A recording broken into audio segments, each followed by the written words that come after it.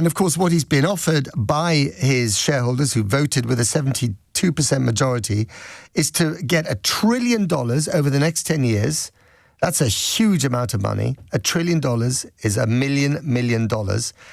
If he achieves certain relatively strict criteria set out for him by the shareholders. Even so, he's already the world's richest man. He's not exactly missing meals. Does he need that much more money?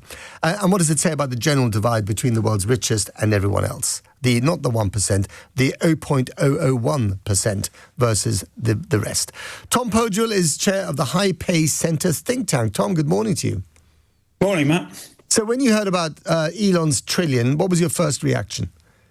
I mean, I think most people looking at this will recognise this is a ludicrous amount of money. I mean, obviously it's subject to performance criteria, but $1 trillion, as you say, $1 million, that's an extraordinary amount of money for someone who is ordinarily the richest man on the planet in any case. You know, it really does beg a belief that anyone needs that amount of money, but it's particularly someone who's already one of the richest people on the planet. And we don't seem to see him spending it. I mean, he spends it on his private jets and on his many children and partners and so on.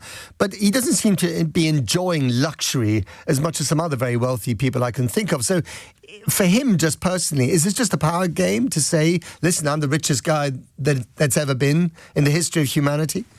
I think you've got to see it in those terms, right? Because, like, even if he hits these targets and he gets like this $1 trillion worth of like incentive award, right? How's he going to spend it? How's he going to use it within his remaining lifespan? The guy's in his mid-50s, right? He's not going to be able to spend all that money in the amount of time he has left on Earth. It does feel like it's a power game. And unfortunately, it feels like the board of Tesla feels unable to rein him in as well. And what's particularly, galling about it is, he's already had enormous incentive awards and it hasn't kept him even focused on Tesla, right?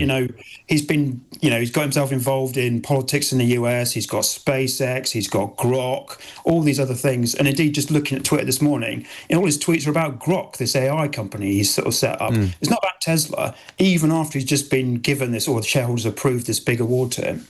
I mean, the other thing, of course, is that, he threatened the board and indeed the company with walking out if they don't give him his $1 trillion. And they realized they thought that was a big enough threat to give him what he wanted. I mean, is he indispensable to the company? I mean, I think you have to say no one is indispensable, right? I forget who said it, but, the graveyards are full of the indispensable, right? Yeah. And I think you look at Musk as well. Undoubtedly, he's a smart businessman, but he's not Albert Einstein. He's not Thomas Edison. He does not design and build robots. He gets people to do that for him. Other people could lead that company. And, you've got to think as well with Tesla that his involvement in far right, frankly, politics in around the world has inevitably reduced the amount of Teslas that get sold. You can see that in Europe, the amount of Teslas getting sold has reduced, and part of that is because of the things he does outside of Tesla. So no, he's not indispensable. Undoubtedly a good businessman, undoubtedly got a good hype around him as well, but not indispensable. The statistic that always made my jaw drop was a comparison between the CEO of a company, what he or she earns, and the secretary in the same company. And in the 1970s, in America certainly, it was roughly 26 to 1, which is still a big differential. So, if the secretary earns $10,000 a year, the CEO earned 26 times that much. That differential, when I last checked, which is about 5 years ago, was 410 to 1. I think it must be now, even higher than that. Ultimately, that is quite damaging, is it not, for the company, but also for society? Absolutely. And again, if you look at Tesla, I think the median, so that's right in the middle, median salary in Tesla works out probably around 35k equivalent in the UK, right? So that means the incentive award Musk is going to get is about 20 million times what the median employee salary is within Tesla. Like, how anyone can think that creates any kind of solidarity within society, that we all feel like we're living the same kind of lives and can relate to each other, I just think it's hugely damaging. It's the kind of thing that feeds populism, unfortunately. Yeah, but we're prepared to put up with it, right? And there are lots of populists. I mean, Elon Musk is a populist on one level, and he's certainly supported by lots of populist politicians.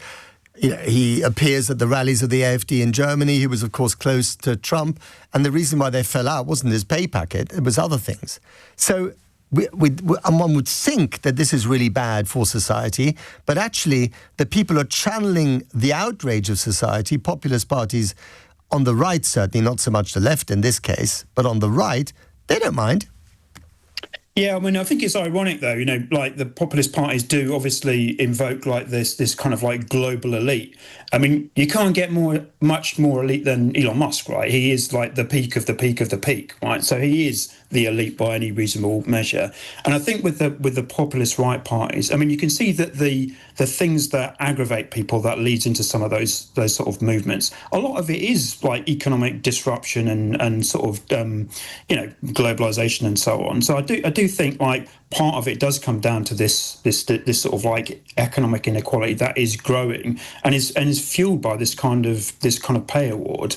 And then the problem is, again, like Musk will use this money. He's not going to focus on Tesla. We've seen what he does. He's got a track record. He does go off and do whatever he wants. And unfortunately, he will probably use this money in lots of other ways. He's used his equity before to buy Twitter and change the orientation of Twitter and try and amplify certain views within it. He will do that again with this pay award, undoubtedly. And apart from Musk, why has the number of billionaires and the amount of money that they own, that they control, gone up exponentially in recent years? I think it's a mixture of factors, isn't it? I mean, like people will say, partly it's about technological change and also then who owns that technology. I mean, equally, I think, unfortunately, would say like part of the reason is that, the sort of the split that goes broadly towards labour, towards the workforce in companies versus that goes to capital has become, has started to shift far more in favour of capital. Workers don't have the kind of bargaining power they used to have within companies. And again, I think that's one thing we would say as a solution to this is like bring some sense of that back in.